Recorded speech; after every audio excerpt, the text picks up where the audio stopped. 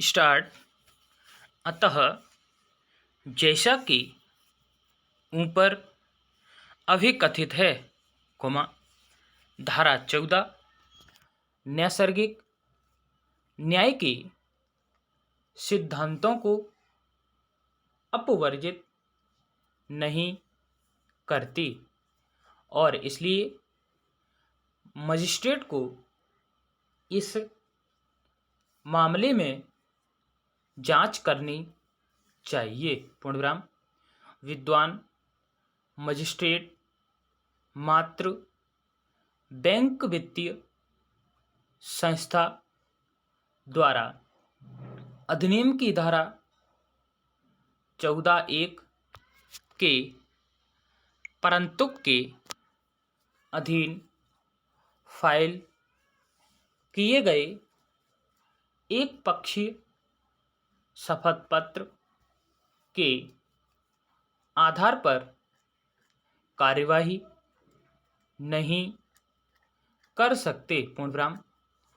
कर्जदारों को भी ऐसे शपथ पत्र का खंडन करने का अधिकार प्राप्त है और भवन के किराएदारों को भी इस मामले में सुने जाने का अधिकार प्राप्त है। पूर्णविराम। द्वितीय किराएदारी पर दिए गए भवन को अधिनियम की धारा 14 के अधीन इस प्रकार के आदेश पारित किए जाने के द्वारा सीधे रिक्त नहीं कराया जा सकता। पूर्णविराम। इस बाबत निर्णय करने का अधिकार ऋण वसूली अधिकरण को है कि अधिनियम की धारा 17 के अधीन किराएदारी सद्भावनापूर्ण है या अन्यथा है। पूर्णविराम। यदि किराएदारी सद्भावनापूर्ण नहीं है और मात्र प्रतिरक्षा के लिए सृजित की गई है, तो ऐसे कब्जेदारों को ऋण वसूली अधिकरण द्वारा अधिनियम की धारा 17(4) के अधीन आदेश पारित किए जाने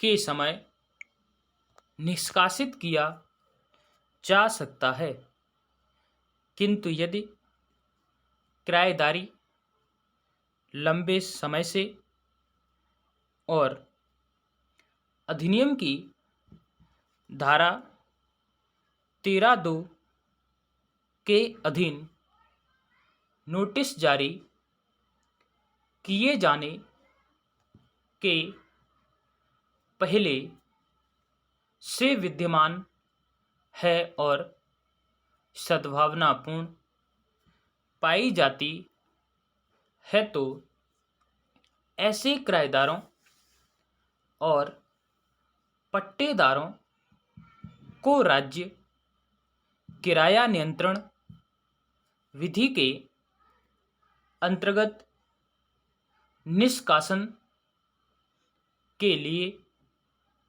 विधि की सम्यक प्रक्रिया का पालन किए बिना निष्कासित नहीं किया जा सकता। पूर्णविराम।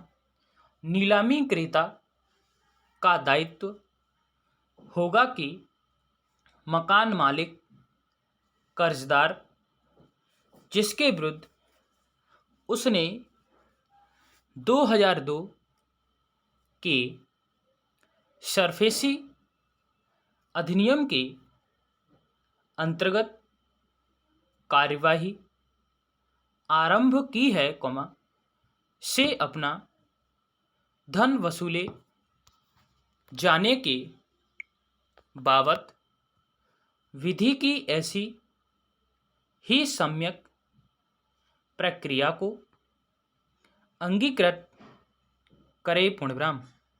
तथापि, पट्टेदार, किराएदार, मकान मालिक या चूक करने वाले कर्जदार के विरुद्ध कार्यवाही आरंभ किए जाने और उनको चलाए जाने का विरोध नहीं कर सकता। पूर्णविराम।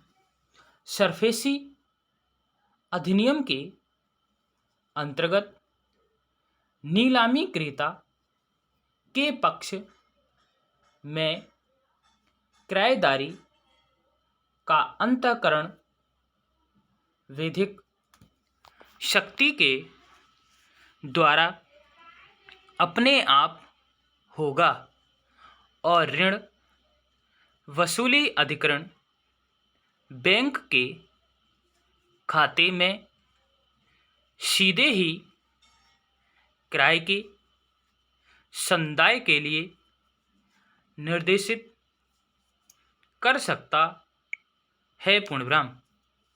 क्योंकि इस मामले में याचिकाओं को अभी 2002 के सरफेसी अधिनियम की धारा 17 के अधीन एक प्रभावी अनुकल्पिक अनुतोष उपलब्ध है, जिसके अंतर्गत ऋण वसूली अधिकरण किराएदारी की विधि मान्यता के प्रश्न पर विचार कर सकता है, यह न्यायालय पक्षों द्वारा दी गई दलीलों पर कोई